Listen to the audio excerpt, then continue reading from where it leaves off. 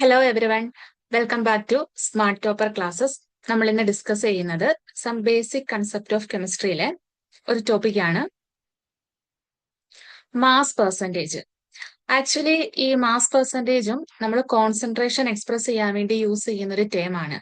അപ്പം mass percentage കണ്ടുപിടിക്കുന്ന equation ആണ് mass of a component divided by total mass of solution into 100. മനസ്സിലായോ? Mass percentage is equal to mass of a component divided by total mass of solution into 100. അതായത് ഒരു solution തരും, അതില് കമ്പോണൻസിന്റെ മാസും തരും. അപ്പൊ നമുക്ക് എന്ത് കണ്ടുപിടിക്കാൻ പറ്റും? ആ ഒരു കമ്പോണന്റിന്റെ മാസ് പെർസെൻറ്റേജ് നമുക്ക് കണ്ടുപിടിക്കാൻ പറ്റും. നമുക്ക് ഒരു ക്വസ്റ്റ്യൻ ചെയ്യാം. The mass percentage of glucose in acetonitrile when 6 gram of glucose is dissolved in 294 gram of acetonitrile is. ഇത് കീം 2024 ചോദിച്ച ക്വസ്റ്റ്യൻ ആണ്.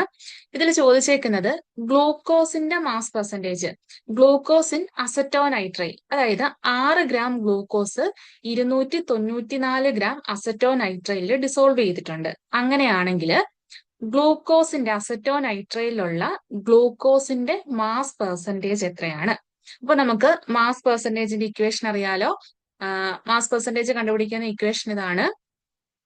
Mass percentage is equal to mass of a component divided by total mass of solution, അല്ലെ? Total mass of solution into എന്താണ്? Into 100 എന്ന് വരും. ഇവിടെ നമുക്ക് mass percentage ആരുടെയാണ് കണ്ടുപിടിക്കേണ്ടത്? ക്വസ്റ്റിനകത്ത് പറഞ്ഞിട്ടുണ്ട് മാസ് പെർസെൻറ്റേജ് ഓഫ് ഗ്ലൂക്കോസിന്റെ മാസ് പെർസെൻറ്റേജ് കണ്ടുപിടിക്കേണ്ടത്.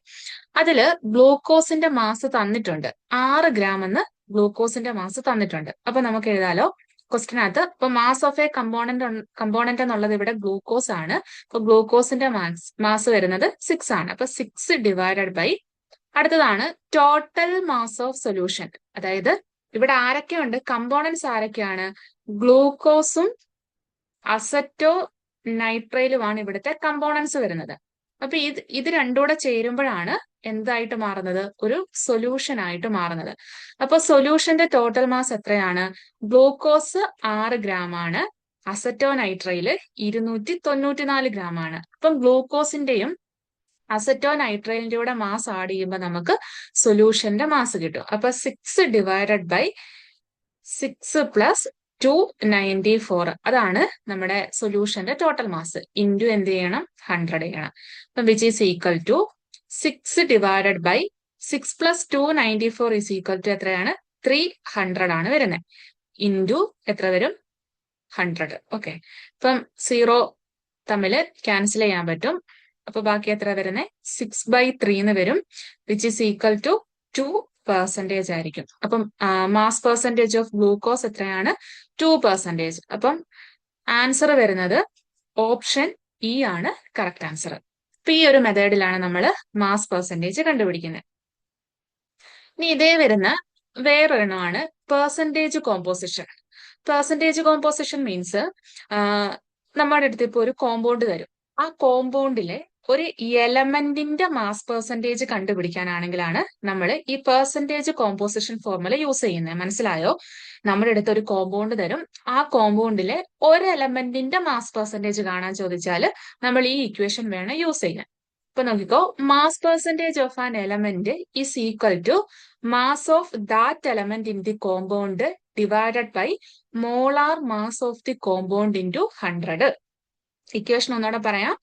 Mass of that element in the compound, അതായത് കോമ്പൗണ്ടിനുള്ളിലെ ആ എലമെന്റിന്റെ മാസ് അവർ തരും. അല്ലെങ്കിൽ നമ്മുടെ അടുത്ത് ആ ഒരു കോമ്പൗണ്ട് തന്നിട്ട് ആ എലമെന്റിന്റെ മാസ് കണ്ടുപിടിക്കാനായിരിക്കും. ഡിവൈഡഡ് ബൈ ആ കോമ്പൗണ്ടിന്റെ മോളാർ മാസ്. അതിനെ എന്ത് വെച്ച് മൾട്ടിപ്ലൈ ചെയ്യണം? 100 വെച്ച് മൾട്ടിപ്ലൈ ചെയ്യുമ്പോൾ നമുക്ക് ആ എലമെന്റിന്റെ മാസ് പെർസെൻറ്റേജ് കിട്ടും. ഇത്രയും മനസ്സിലായോ? ഇപ്പൊ നമുക്ക് ഇത് വെച്ചിട്ട് ഒരു ക്വസ്റ്റ്യൻ നോക്കാലോ. ഇത് 2018 ചോദിച്ച കീം ക്വസ്റ്റ്യൻ ആണ്. The mass percentage of carbon in ethanol is, അതായത് 5 ഓപ്ഷൻസ് തന്നിട്ടുണ്ട്.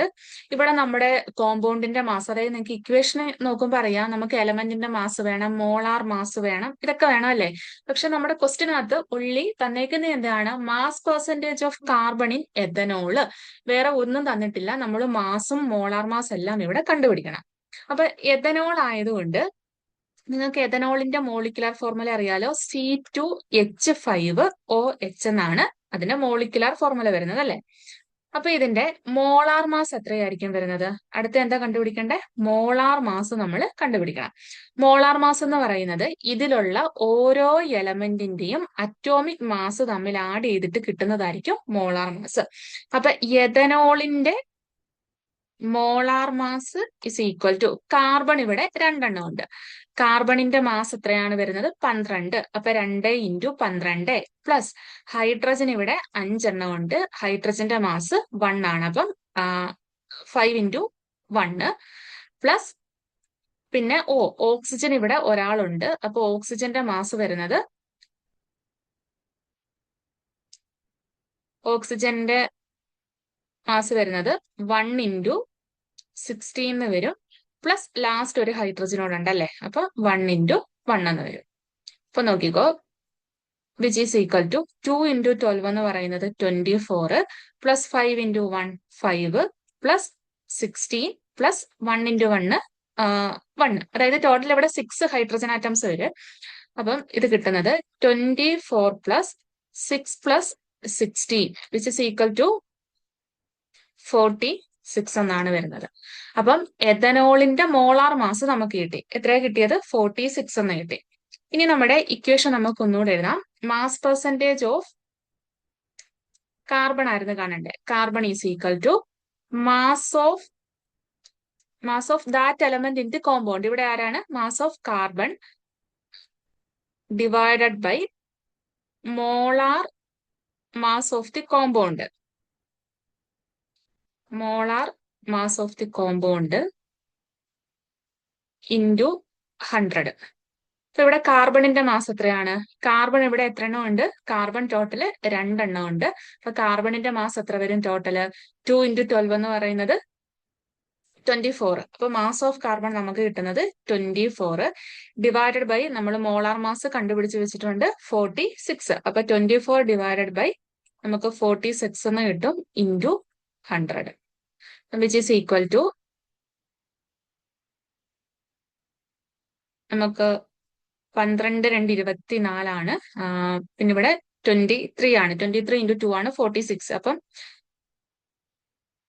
1200 ഡിവൈഡഡ് ബൈ 23 എന്ന് വരും. അപ്പൊ നമ്മൾ ചെയ്യുമ്പം ആൻസർ 52% എന്നായിരിക്കും നമുക്ക് ഡിവൈഡ് ചെയ്യുമ്പോൾ കിട്ടുന്ന ആൻസർ. അപ്പം എഥനോളിലെ കാർബണിന്റെ മാസ് പെർസെൻറ്റേജ് 52%. അപ്പൊ 52 വരുന്ന ആൻസർ ഏതാണ്?